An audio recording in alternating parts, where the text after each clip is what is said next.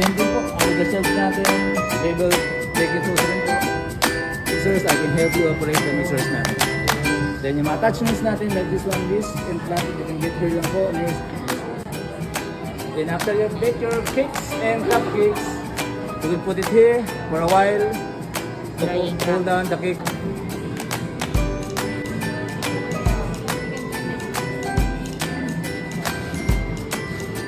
Ha? Dapat malamig siya lahat. Oo.